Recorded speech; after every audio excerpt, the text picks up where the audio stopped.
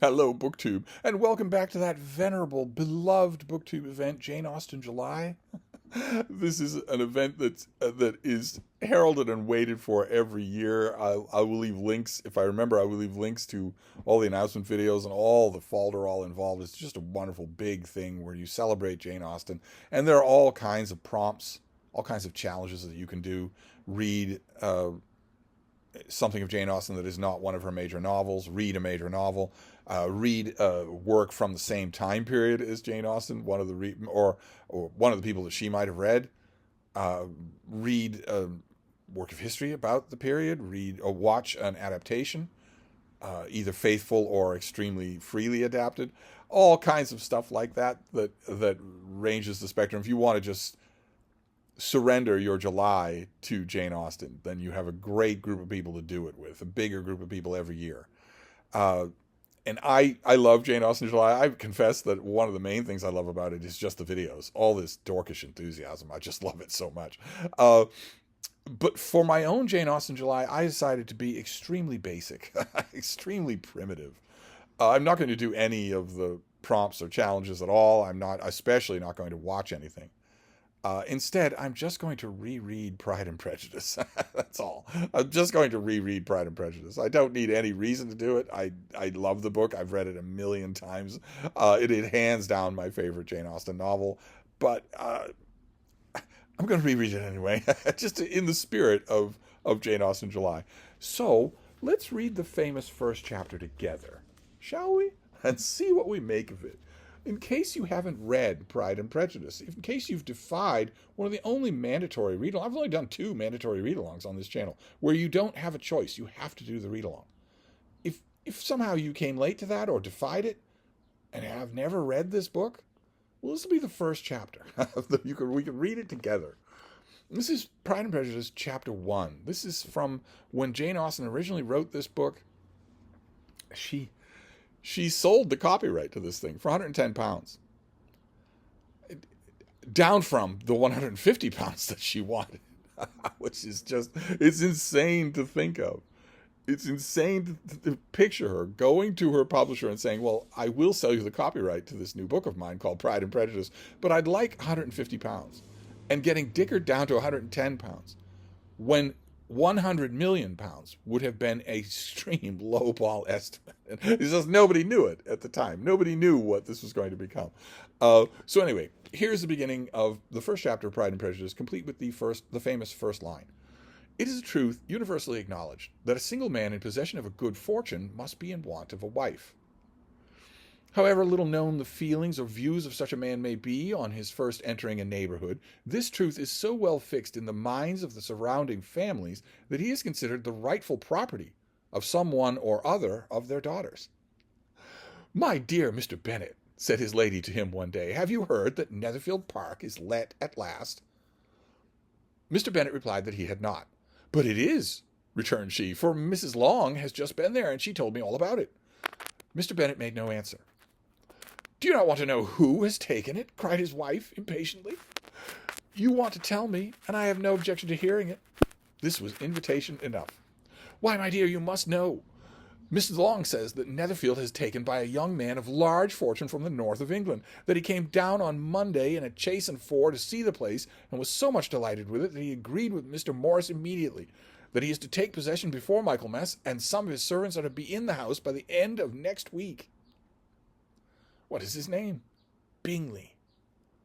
"Is he married or single?" "Oh, single, my dear, to be sure. A single man of large fortune, 4 or 5,000 a year. What a fine thing for our girls." "How so? How can it affect them?" "My dear Mr. Bennet," replied his wife, "how can you be so tiresome? You must know that I am thinking of his marrying one of them." "Is that his design in settling here?" "Design? Nonsense! How can you talk so? But it is very likely that he may fall in love with one of them, and therefore you must visit him as soon as he comes." "I see no occasion for that. You and the girls may go, or you may send them by themselves, which perhaps will be better still, for as you are as handsome as any of them, Mr. Bingley may like you best of the party." "My dear, you flatter me. I certainly have had my share of beauty, but I do not pretend to be anything extraordinary now. When a woman has 5 grown-up daughters, she ought to give over thinking of her own beauty. In such cases, a woman has often not much beauty to think of. But, my dear, you must indeed go and see Mr. Bingley when he comes into the neighborhood. It is more than I engage for, I assure you. But consider your daughters. Only think what an establishment it would be for one of them. Sir William and Lady Lucas are determined to go merely on that account, for in general, you know, they visit no newcomers. Indeed, you must go, for it will be impossible for us to visit him if you do not. You are over-scrupulous, surely. I dare say Mr. Bingley will be very glad to see you, and I will send a few lines by you to assure him of my hearty consent to his marrying whichever he chooses of the girls, though I must throw in a good word for my little Lizzie. I desire you will do no such thing. Lizzie is not a bit better than the others, and I am sure she is not half so handsome as Jane, nor half so good-humoured as Lydia. But you are always giving her the preference. They have none of them much to recommend them, replied he. They are all silly and ignorant, like all other girls, but Lizzie has something more of quickness than her sisters. Mr. Bennet, how can you abuse your own children in such a way? You take delight in vexing me. You have no compassion for my poor nerves. You mistake me, my dear. I have high respect for your nerves. They are my old friends. I have heard you mention them with consideration these last 20 years at least. Ah, you do not know how I suffer. But I hope you will get over it, and live to see many young men of 4,000 come into the neighborhood. It will be no use to us if 20 such should come, since you will not visit them. Depend on it, my dear, that when there are 20, I will visit them all. Mr. Bennet was so odd a mixture of quick parts, sarcastic humor, reserve, and caprice that the experience of 23 years had been insufficient to make his wife understand his character. Her mind was less difficult to develop. She was a woman of mean understanding, little information, and uncertain temper. When she was discontented, she fancied herself nervous. The business of her life was to get her daughters married. Its solace was visiting and news. And that is chapter 1 of Pride and Prejudice. And there's so many questions here. There's so much here. We look at this through the veneer of one of the greatest and most popular novels in the history of the English language. And I think that causes us sometimes to forget how very strange an opening this is. Who are Mr. and Mrs. Bennet? What is going on here? Okay, Netherfield Park has been let, meaning there was a big stately home in the neighborhood that had laid empty. It had a manager, Mr. Morris, but it didn't have a tenant. It didn't have someone throwing parties, throwing balls, throwing routs and whatnot. And now it does. A gentleman has come down, rumored to be wealthy. He has come down in a chaise and four, seen the place and bought it on the spot. I will lease it on the spot. And he's rumored to be moving in his establishment very soon. So this is not something that he's going to do for hunting season and it's going to be empty the rest of the year. He's moving in his people next week. And he's rumored to be single and wealthy, which means that all the daughters in the neighborhood who need a wealthy man in order to marry, they need to marry a wealthy man in order to get on in life, are going to have their eyes fixed on Netherfield Park in order to make the acquaintance of this man, this Bingley person. Mrs. Bennet has 5 daughters. We don't know anything about the Bennets at all at this point.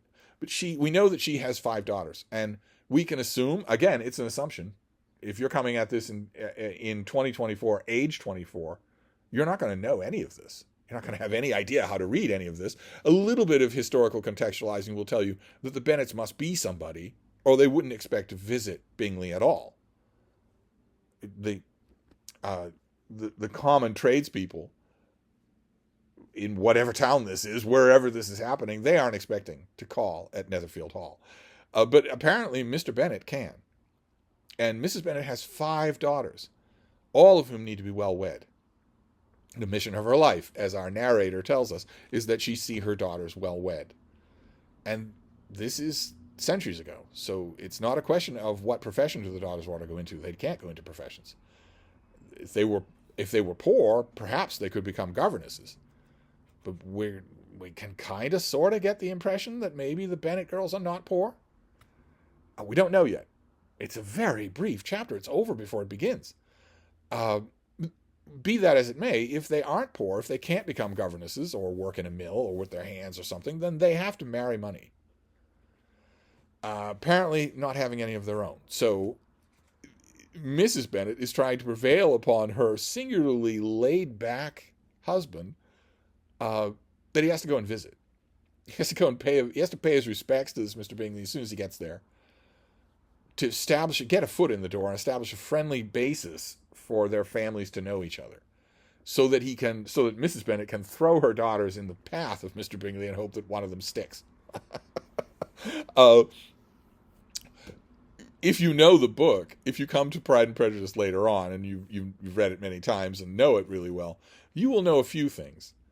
One thing you can guess right away from the narrator intervening at the end of this first chapter, which is that the narrator does not like Mrs. Bennet, and has not given us any reason why that would be so.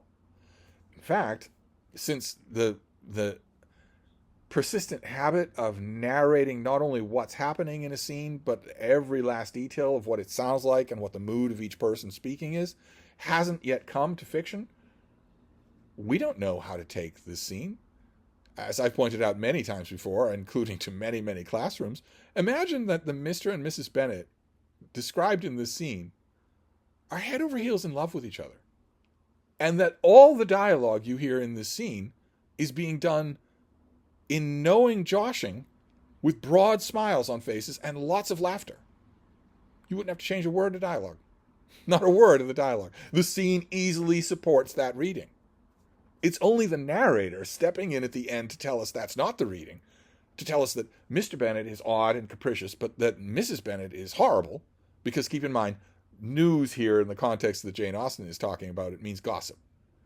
Visiting and gossip. That's just the narrator.